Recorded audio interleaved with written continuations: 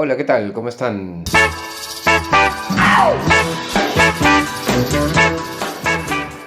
Hoy quiero comentarles mi última lectura. Se trata de este libro del escritor español Juan Vico, Los Regresos, una novela que se ha publicado este año 2024, que lo ha publicado además la editorial Galaxia Gutenberg. Si no me equivoco, es el primer libro que Juan Vico publica con esta editorial. Vico nació en Badalona en 1975. Ha escrito durante muchos años en la revista Quimera. Es profesor del Ateneo Barcelonés. Es por eso que yo lo conozco, ¿no? No lo conozco personalmente, pero sí que sabía, ¿no?, de su existencia, y también lo he visto de vez en cuando por los pasillos del Ateneo. Yo estudié en el Ateneo 2 años, o bueno, no, 3 años creo. Hice narrativa, luego hice dos cursos de novela. Recuerdo que cuando terminé narrativa estuve a punto de apuntarme con Vico. Creo que en ese momento él daba novela uno, pero por una cuestión de horarios no pude coincidir, y me apunté con Albert Lladó, que me consta que son buenos amigos. Creo que Vico le acompañó en la presentación del último libro que ha presentado Albert, que es un libro de filosofía, ¿no?, sobre la problemática actual de la información, etcétera. Y bueno, lo conocí desde entonces. Siempre he oído muy buenos comentarios de sus clases, que es eh, muy cuidadoso con la prosa, con el fraseo, con todas estas cosas, muy minucioso en sus correcciones. Eh, Repito, yo no he tenido la suerte de que sea mi profesor, pero sí que es cierto que desde entonces tenía curiosidad, ¿no?, de leerlo. Alguna vez estuve cerca de leer alguno de sus libros anteriores, pero ha sido con Los Regresos, que me lo encontré en Taifa. Estaba ahí el libro y eh, me lo compré, ¿no? Los Regresos de Juan Vico. ¿Mm? Bueno, algunas características de la obra del autor, según lo que he podido averiguar y encontrar en internet, ¿no? Tiene una obra amplia. Es un escritor que ya cuenta, creo que con más de 10 libros. Eh, pero lo curioso es que tiene libros de poesía, tiene un libro de relatos, tiene novelas, y también tiene ensayos, ¿no? Además ha publicado con numerosas editoriales distintas. Y una de las características que se mencionan en las reseñas, pero que además he podido oír de su propia voz en una entrevista que le hacen en Argentina, porque estuvo en Argentina eh, disfrutando de una residencia artística, una residencia de escritores. Y bueno, es una obra que dialoga o hace dialogar distintas disciplinas. Por otro lado, a pesar de que las obsesiones de Vico son, como las obsesiones de cualquier escritor, son siempre las mismas, sin embargo las formas, los formatos y los estilos que gobiernan cada uno de sus libros van cambiando, ¿no? Van mutando con el tiempo. En el caso de su obra poética, tiene un primer libro, o al menos el primer libro que he podido encontrar, es Vísperas de ayer, publicado por Pretextos en el 2005. Luego la Universidad Autónoma de Barcelona le publicó un poemario, Still Life, en 2011. En 2012 publica con otra editorial distinta, Origami, la balada de Molly Sinclair. En el 2021 aparece Condición de los Amantes, con una editorial que además he visitado y me parece una editorial que tiene un catálogo muy atractivo, La Isla de Siltolá. Em, Quizá tiene algún otro poemario, yo he encontrado estos. Y menciono la poesía que ha publicado porque si algo vamos a encontrar en los libros de Juan Vico y yo he encontrado en los regresos, es justamente algo que ya intuía por los comentarios de algunos de los alumnos del Ateneo que lo han tenido como profesor, pero ya al ver que tiene tantas publicaciones poéticas, uno se da cuenta de que tiene digamos, una prosa muy cuidada que por momentos puede llegar a ser ligeramente barroca, ¿no? Sin ser ampulosa, no llega a ser demasiado recargada, pero sí que es cierto que no es una prosa plana, es una prosa que busca la melodía, que busca la frase redonda y en ese sentido pues tiene momentos en que la prosa sube, ¿no? Bastante, utiliza la repetición, bueno, hay una serie de elementos poéticos que uno puede encontrar en algunos pasajes de su libro. Sin embargo, y es algo que él también decía en relación por ejemplo, al escritor Aira, ¿no? Digamos, esta cuestión del estilo que a veces nos gobierna y a veces incluso nos somete, ¿no? Y somete también la claridad del texto. El texto pierde claridad porque entramos en una especie de embudo estilístico y, digamos, de disquisición que termina perturbando a algunos lectores. Pues sí hay algo que Vico comparte con Aira, es que a pesar de lo experimental que puede hacer la prosa, no deja de ser una prosa accesible, ¿no? Bien, su primera novela, Obo, se publicó en el año 2012, también con La Isla de Siltolá. Luego tiene otro libro, El Teatro de la Luz, publicado en 2013 por Gadir.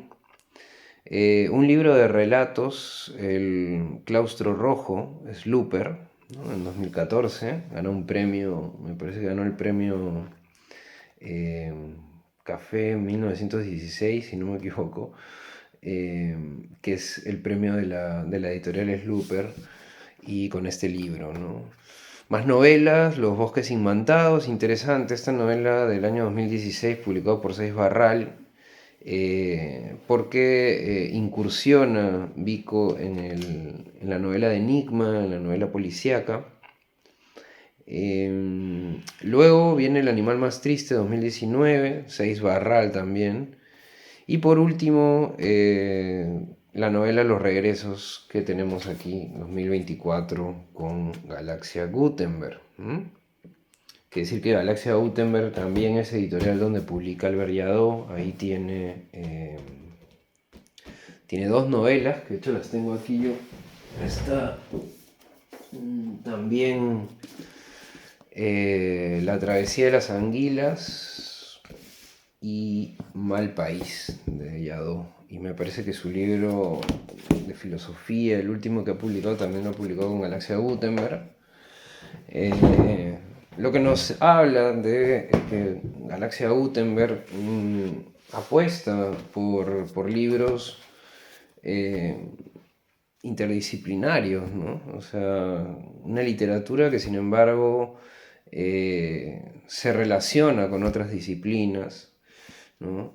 Y no solo ya con otras disciplinas, sino también con registros de distinta índole, ¿no? Por ejemplo, en estos casos, Albert Yadó, tenemos esta novela La Travesía de las Anguilas, que es una novela social, pero que tiene también una carga periodística importante porque habla de los tiempos de las Olimpiadas, del, digamos, del atentado que hubo en Hipercore. Luego está Malpaís, que es una distopía, ¿no?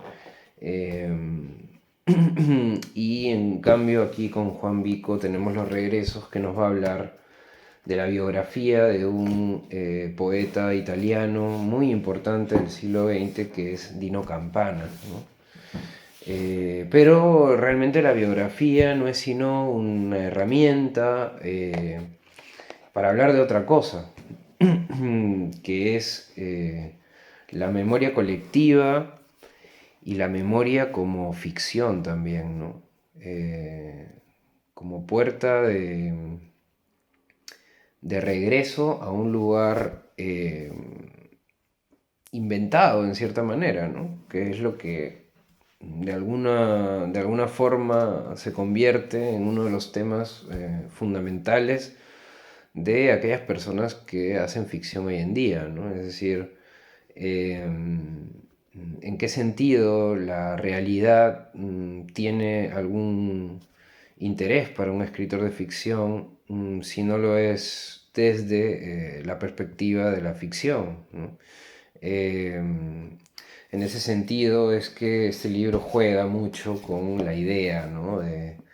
De qué cosa es cierto, qué no es cierto, qué inventamos, qué deberíamos también inventar para entender, para iluminar esos vacíos enormes que deja la vida de un ser humano, y en este caso en particular de un ser humano que además tenía problemas de enfermedad mental, que era un ermitaño, iba viajando por diferentes lugares, tenía una especie como de nomadismo, ¿no? Entonces se vale este personaje justamente para enfatizar esa cosa paradójica que tiene la biografía, ¿no? Que al final te cuenta una vida, pero que probablemente poco tiene que ver con la vida que se vivió, ¿no? En ese sentido, estuve leyendo el otro día también un ensayo de Saer, releyendo, porque ya lo había leído con Mauricio Calzadilla en el Blue Diletante, sobre las biografías de James Joyce, ¿no? Iba un poco por ahí, ¿no? La cosa. ¿Cuántas vidas de Joyce conocemos y cuál de ellas se acerca mínimamente a la que realmente fue? No podemos saberlo, ¿no? Ha escrito también ensayos y yo tengo aquí registro de uno de ellos, que es La fábrica de espectros. ¿Y por qué lo menciono? Justamente por eso, ¿no? Porque es un ensayo que tiene que ver con el cine, ¿no? Y con el cine como una fábrica de espectros, ¿no? De fantasmas. Esto fue en el año 2022 con Wunder Keimer, otra editorial interesante. Eh, y bueno, toda su obra pues va un poco en esta dirección de, de jugar con los narradores, de jugar con la veracidad o no de las historias que se están contando, con el artificio como estrategia, ¿no? Para narrarse. Ujú. Él dice que por mucho que intentemos representar la realidad, terminamos construyéndola, ¿no?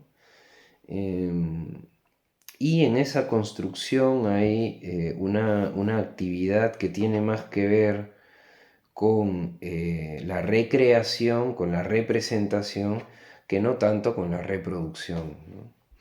Em, de su obra dice también él que la forma es lo que cambia, ¿sí?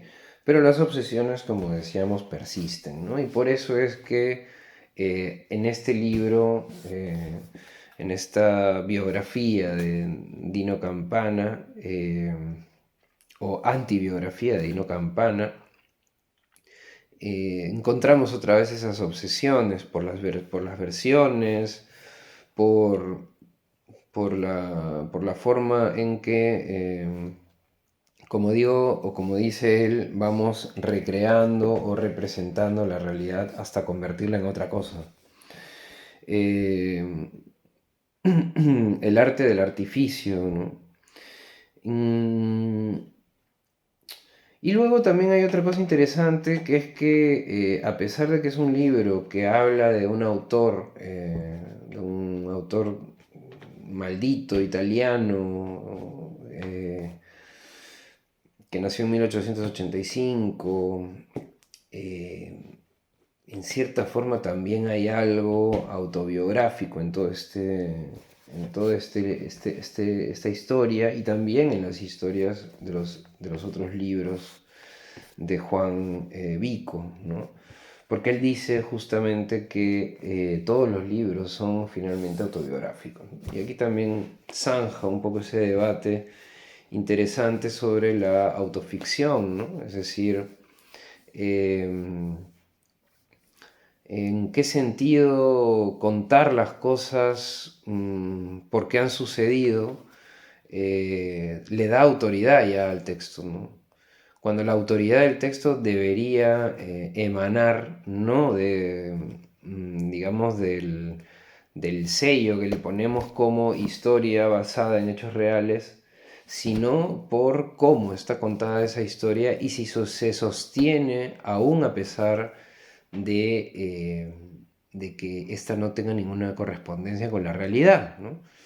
Y en ese sentido es que eh, está aquí Dino Campana en este libro, ¿no? Que al principio me parecía extraño, ¿no? Un libro sobre la vida de un autor, pero que no termina de contarnos específicamente, objetivamente, nada del autor, ¿no? O sea, hay algunos hechos que evidentemente luego, haciendo una búsqueda del autor italiano, porque además me ha generado mucho interés poder leerlo, poder conocer su obra.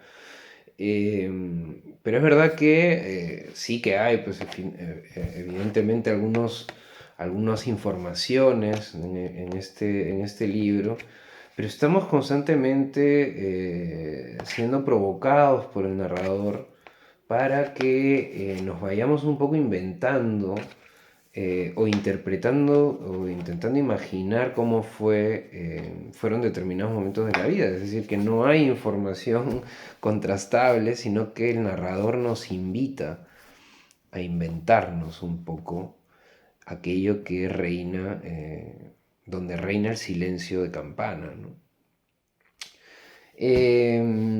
Esto es lo que me ha parecido a mí más interesante. Como les digo, al principio me generaba un poco de desconcierto. No sabía exactamente cuál era el tema de la novela, porque me parecía que la vida de Campana no era exactamente lo más importante del libro, sino que había otra cosa, ¿no? Y es cuando empecé a prestar atención al tipo de narrador que utiliza Vico en este libro, cuando realmente creo que me di cuenta de qué iba la cosa, ¿no? Eh, Dice Vico también algo que es muy sugerente para entrar en los regresos, ¿no? Que es que la claridad, dice él, no siempre es la mejor manera de mostrar la realidad, ¿no? Sino que a veces la realidad opacada o difuminada o desenfocada puede darnos más información sobre lo que es, ¿no? Y en ese sentido, si nos fijamos, es el foco, es el punto de vista, es la perspectiva lo que va a afectar la claridad o no de un relato. Y en este caso, cuando vi esta frase, cuando la escuché, porque la dice en un video, en la entrevista que le hacen en Buenos Aires, entonces me quise fijar mejor en el foco, ¿no? ¿Qué cosa es lo que va enfocando la vida de este poeta, ¿no? Que vivió en muchos países, que estuvo en Buenos Aires también? Justamente una época que me parecía súper interesante. Al final es que no se dice prácticamente nada de esa época, no se sabe realmente qué cosa fue lo que pasó ahí. Se dice que estuvo en varios sitios, en Montevideo, en no sé dónde, pero no sabemos exactamente qué pasó, ¿no? Encima iba caminando el hombre a todas partes, bueno, una locura. El foco es un narrador omnisciente, típico de los textos históricos y biográficos, pero le añade una cosa muy, muy interesante y sugerente, que es un narrador omnisciente, eh, pero con una voz colectiva, ¿no? Es un narrador colectivo, un narrador que habla de nosotros, ¿no?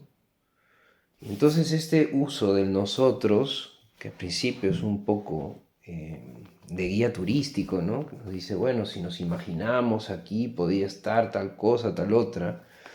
Por un lado es una provocación, por otro lado es una invitación, pero finalmente es también la clave, ¿no? Es ese narrador colectivo el que representa una de las cosas que realmente más valor tienen del libro, que es la representación de la memoria colectiva, ¿no? Cómo nosotros generamos una memoria ya no individual sobre algún aspecto de la vida de alguien o de un momento histórico, sino que generamos una versión de versiones que vamos completando conforme pasa el tiempo y que es lo que va generando esa memoria colectiva, ¿no? Y cuánto de esa memoria colectiva es realmente representativa de lo que sucedió, ¿no? Entonces aquí está este libro que tiene un narrador muy interesante, pues un narrador, como les digo, en tercera persona, pero colectivo, que nos habla de nosotros, que nos invita a, a inventarnos la historia, a completar la historia. Y luego está la vida opaca, difuminada de este gran poeta italiano, ¿no? Vamos a ver algunos momentos, ¿no? Fíjense aquí separado un pequeño trozo en el que vamos a ver esta forma en que el narrador en tercera persona nos invita a inventar el texto con él. Página 66, por ejemplo, ¿no? Añadamos una luna inmensa, artificiosa, puro cartón piedra. Añadamos un pequeño y sobrevenido público de circunstancias, honrados inmigrantes, astutos prófugos, dudosas compañías. Porque esta es una historia con mucha niebla y pocas fidelidades, un listado de fantasmas. Dino no se dirige a nadie aunque alguien parezca dispuesto a escuchar. Hay que matar el aburrimiento como sea, combatir el insomnio, pasear bajo las estrellas, dar un trago a la petaca, escuchar a ese joven barbudo que acaba de pronunciar un nombre de mujer. Bueno, vamos a otro párrafo para ver también la aparición de un personaje que me parece también muy interesante, que quiero leer. Tiene un libro que se llama La Mujer o Mujer en castellano y se trata de Sibilla Aleramo, ¿no? Que tuvo una relación sentimental breve, bastante accidentada con Dino Campana. Ella era creo que 10 años mayor que él, pero bueno, se conocieron y tuvieron ahí un romance que es una de las partes que más me ha interesado de esta novela, ¿no? En la página 110, por ejemplo, nos dice, ¿no? Dino Campana acaba de recibir una carta. A poca gente no le suena el nombre de Sibilla Aleramo, en la Italia de 1916. Una década atrás publicó un escandaloso libro autobiográfico en el que narraba su proceso de emancipación, la huida del marido que la sometía, el abandono obligado de su único hijo. Y desde entonces ha seguido escandalizado sin tregua a las mentes bien pensantes del país, que no llevan muy bien eso de que una mujer airee sus deseos y encadene amantes sin pudor, la mayoría más jóvenes que ella, por muy intelectual que se considere, ¿no? Y entonces ahí empieza la relación con esta carta, empieza ahí una relación epistolar, que también hay un libro, que son las cartas de Sibilla Aleramo y de Dino Campana, y que parece que es un libro que está muy bien también, ¿no? Que las cartas son tremendas. Y bueno, esta parte es deliciosa, ¿no? Es la verdad que fantástica toda esta parte que le dedica a la relación entre ambos, cómo se conocen, cómo van desarrollando su relación y finalmente cómo también todo se gira, ¿no? Este Dino Campana, además, es un personaje que me recuerda un poco a Van Gogh, ¿no? O sea, esa cosa maravillosa, esa creación, esa alegría, ¿no? El paisaje, la naturaleza. em, y sin embargo, toda esa autenticidad contrapuesta a una actitud muy difícil, ¿no? Un personaje difícil, problemático, conflictivo, siempre metido en peleas, en líos, cárceles, bueno, un desastre, ¿no? La vida del poeta que sin embargo, pues escribió poemas de lo más representativo de la poesía italiana del siglo XX, ¿no? Finalmente, en la última parte, como también parece ser costumbre de Juan, hay una ruptura de este narrador en tercera persona que se convierte de pronto en una segunda persona que dialoga con con el poeta, y es que nos hace dialogar con el poeta porque somos nosotros quienes le hablamos al poeta, ¿no? Y todo esto en un momento en el que está en el manicomio, ya en sus últimos días, Campana, ¿no? Y va un biógrafo, ¿no? Un personaje que quiere un poco, digamos, registrar la vida del poeta y se da con que es imposible, ¿no? No hay manera de constatar nada de lo que cuenta este hombre que ya está totalmente loco, ¿no? Y fíjense cómo cambia el narrador que nos hablaba a nosotros y ahora nos hace hablarle a nosotros, a él, al poeta, ¿no? Hablas también de la guerra, del origen de la guerra, del amor a una escritora a la que Europa debe su inmolación. Pariani duda, asiente, corrige. 5 años en Argentina, nada de eso. Se sabe con seguridad que no fueron más de 9 meses. ¿Rusia, dice usted? Pues sí, será verdad, hay testigos en Marradi que aseguran haber visto al hijo del maestro volviendo a casa con un gorro de piel y un repertorio de palabras extrañas brotándole de los labios, y un repertorio de palabras extrañas, perdón, un repertorio de palabras extrañas brotándole de los labios. Puede que fuera en 1904, puede que en 1908, Liverpool también. Bueno, parece poco probable, piensa Pariani, mientras te sonríe y anota en tu cuaderno, en su cuaderno. No nos consta, no nos encaja, como si el tiempo, Dino Campana, no fuera una pantomima, apenas un chiste, como si la memoria ardiente y la palabra febril no pudieran ablandar cualquier imagen y malearla a su voluntad. Y fíjense esta parte tan sugerente, ¿no? Nosotros afirmamos que ese baile de cifras sigue la misma música que tus poemas. ¿Hace falta insistir en que la primera palabra de tu libro era, es, será, por siempre recuerdo? Solo debemos escuchar a fondo el modo en que las experiencias y los sueños, las fechas y los lugares, las frustraciones y los deseos se entremezclan maravillosamente ante los ojos de Pariani, obstinado en vano en despejar la niebla como el que quiere quitarle la piel a un animal y que siga moviéndose. La confusión de hipótesis y certezas que inquieta al doctor, que acecha siempre a aquellos que tenemos la tentación de narrar tus días, Dino Campana, se parece demasiado a la textura misma de la memoria, a la manera en que todos manipulamos cotidianamente nuestros recuerdos y con ellos los de los demás. ¿Mm? En fin, los regresos de Juan Vico en esta gran editorial Galaxia Gutenberg, de libros tan sugerentes, tan llenos de cultura, ¿no? Siempre libros que nos remiten a otros escritores o a momentos históricos de gran relevancia, etcétera, ¿no? Pero con un alto compromiso literario, y eso es lo que a mí más me atrae de las colecciones de Galaxia Gutenberg, ¿no? En este caso, Los regresos de Juan Vico, un escritor a tener en cuenta, y también nos lleva a dos otros escritores increíbles que parecen muy interesantes de visitar, que son por ejemplo Dino Campana y Sivilla, ¿no? Esta mujer que por lo visto tiene este libro Mujer que fue súper rompedor, finales del siglo XIX, una mujer que se separa, etcétera, una serie de cosas que en esa época no eran nada comunes, y ella no solo lo hace, sino que escribe sobre ello, ¿no? En fin, seguimos leyendo.